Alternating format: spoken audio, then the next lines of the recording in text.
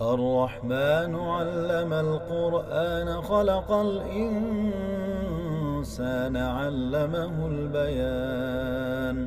الشمس والقمر بحسبان والنجم والشجر يسجدان. والسماء رفعها ووضع الميزان ألا تطغوا في الميزان وأقيموا الوزن بالقسط ولا تخسروا الميزان. والأرض وضعها للأنام فيها فاكهة والنخل ذات الأكمام والحب ذو العصف والريحان. فبأي آلاء ربكما تكذبان.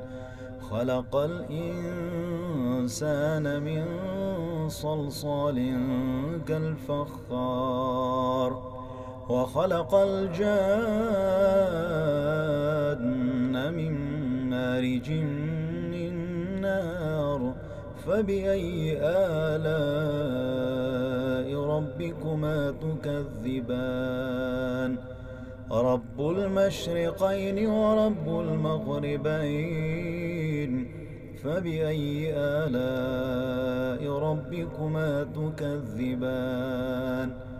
مرج البحرين يلتقيان بينهما برزخ لا يبغيان.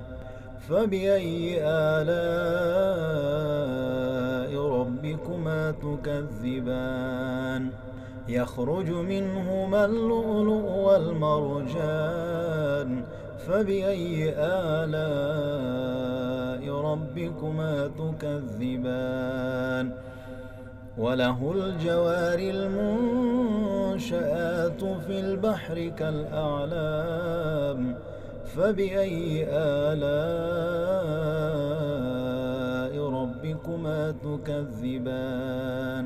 كل من عليها فان ويبقى وجه ربك ذو الجلال والإكرام. فبأي آلاء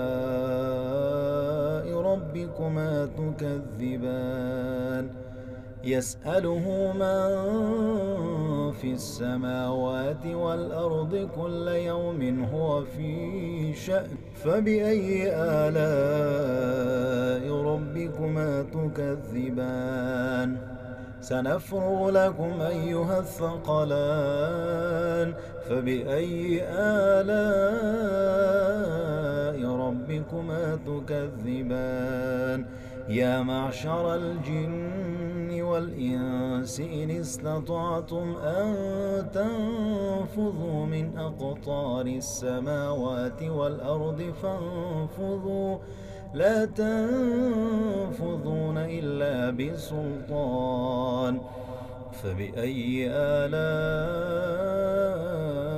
ربكما تكذبان.